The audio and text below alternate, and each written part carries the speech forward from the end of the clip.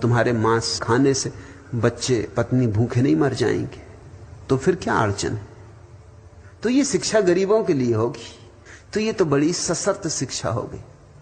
जो अक्सर ये तर्क दिया जाता है कि मांसाहार शरीर के लिए ही बुरा है, ऐसी कोई बात वास्तव में है नहीं।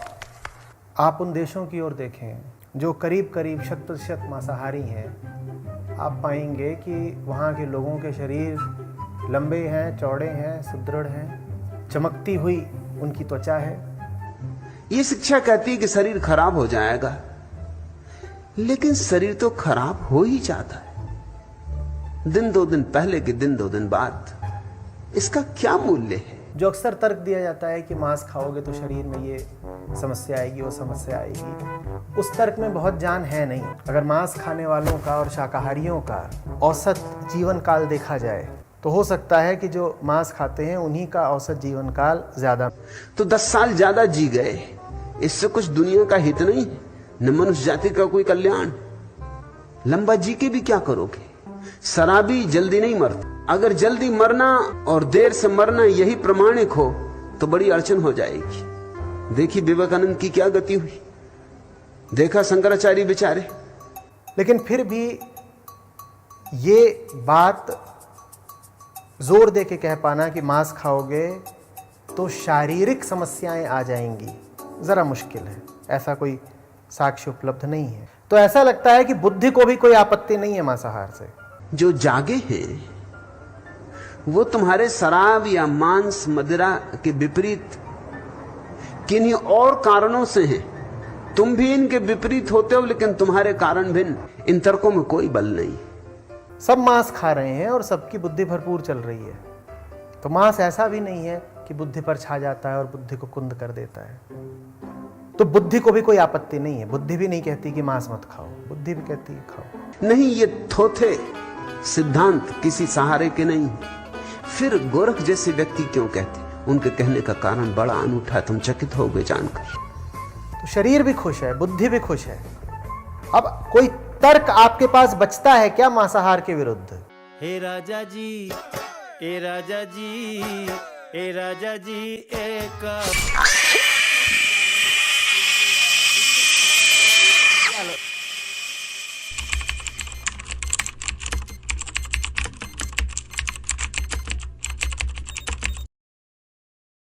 जब तुम मांसाहार करते हो तो तुमने किसी को मारा, इस भ्रांति में मत पड़ना, क्योंकि मर तो कोई सकता नहीं। सवाल हत्या का नहीं है, सवाल इसका है कि तुम देह छीन सके। सवाल तुम्हारा है। कोई पाप वाप सर नहीं चढ़ता। पाप सर चढ़ता होता तो दुनिया में रोज करोड़ों अरबों जानवर कट रहे हैं। कितना बड़ा है पाप का घड़ा जो भर ही नहीं रहा। आप जानवरों का ही नहीं, इंसानों का कत्ल कर करके खाएं, आप पाएंगे आपका शरीर।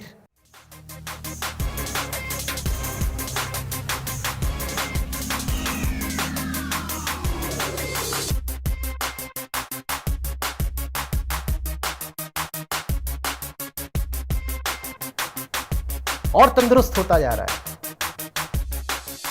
बिना तर्क के छोड़ना चाहो, बिना कारण के छोड़ना चाहो तो दूसरी बात है। मारने के कारण बहुत हैं, न मारने का कारण कोई नहीं है।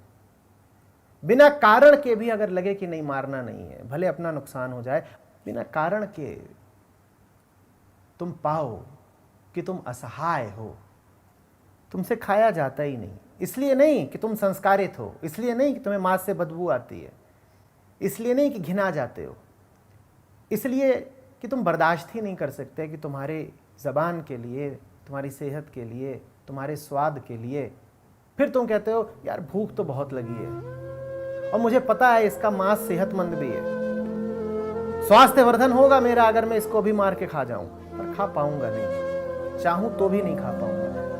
तब तुम मांस छोड़ना, अन्यथा नहीं। और तब मांस छोड़ने के लिए तुम्हें मेरी सलाह की जरूरत नहीं, क्योंकि तब मांस छोड़ना तुम्हारी आत्मिक विवशता बन जाएगी।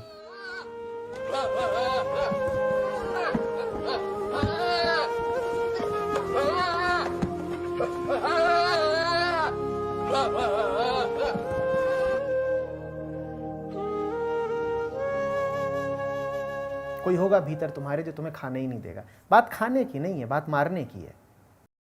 कि जब तुम मांसाहार करते हो तो तुमने किसी को मारा, इस भ्रांति में मत पड़ना, क्योंकि मर तो कोई सकता नहीं। मगर सवाल तुम्हारा है, तुमने संवेदन शून्यता दिखलाई। तुम्हारे भीतर हार्दिकता नहीं है। परम चित्त की अवस्था में मांसाहार असंभव है। لا تحبيها؟ فراخ والمكرونة. برجر. لو انت في الصحراء ومعاك الكلب بتاعك، لو انت جوعت يعني ممكن تذبح الكلب وتاكله؟ لا لا. ليه؟ عشان دي روح زي طب ناقص ايه؟ فراخ. يلا اعمل السندوتش. لا امسك ليه؟ بح. مش هقدر. ليه؟ لا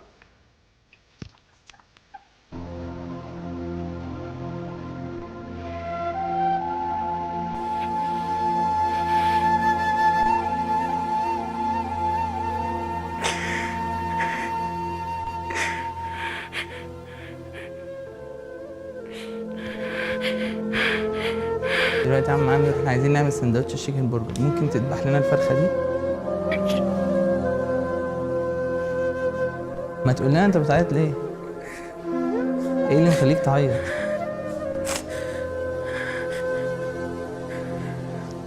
ها يا رحيم؟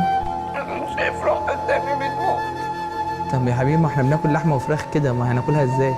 ما انت عشان تاكلها لازم تموتها. और जो परम चित्त की अवस्था चाहते हैं उन्हें यह बोध रखना चाहिए। मांस गंदा है ये तर्क नहीं चलेगा। गंदा है तो साफ कर दिया जाएगा। आज साफ करने की बहुत वैज्ञानिक विधियां मौजूद हैं। मांस न खाने के लिए तो दिल चाहिए, ऐसा दिल जो देखे मुर्गे की ओर कहे यार तू जी, मैं नहीं मार सकता तुझे, तू जी, भूखा बहुत हूं पर तुझे मारूंगा नहीं। ऐसा दिल हो आपके पास तो बात दूसरी, अन्यथा कोई तर्क नहीं है। किसी को भी मरते हुए देखा है? किसी की गर्दन काटी गई उसे मरते देखा है? कैसे धीरे धीरे आंखों से ज्योति बुझती है, लहू की धार बह रही है, दिल अभी धड़क रहा है, खून बहुत जोर से बहता है, और उधर आंखें धीरे धीरे निष्प्राण हो रही हैं, रोशनी बुझ रही है, और वो कह रहा है मुझे अभी जीना है, मुझे अभी जीना है। ये बात भावनाओं की नहीं है, भावनाएं तो बदल जाती हैं। ये कुछ और है। हां कुछ और हो, अगर तुम शरीर हो तुम तो खाए जाओ मांस, शरीर को भला लगेगा। मन हो तुम तो खाए जाओ मांस, बुद्धि तीव्र होगी, खाए जाओ। वो कुछ और है तुम्हारे पास अगर, तो मांस तुम्हारा खुद ही छूटेगा। और अगर तुम सिर्फ शरीर और बुद्धि हो तो मांस के पक्ष में तर्क बहुत है, मैं उन तर्कों को काट नहीं सकता, तुम खाए जाओ। मांसाहार छोड़ने का कारण कभी तर्क नहीं बनेंगे। मांसाहार छोड़ने का कारण तो सिर्फ करुणा बनेगी, प्रेम बनेगा। अब बड़े तर्क दे लो, कोई 2 महीने नहीं खाएगा, फिर एक दिन पहुंच जाएगा, ठीक है कम जी लेंगे। नहीं खाया मुर्गा, हो सकता है 5 साल कम जिए, जी लेंगे 5 साल कम।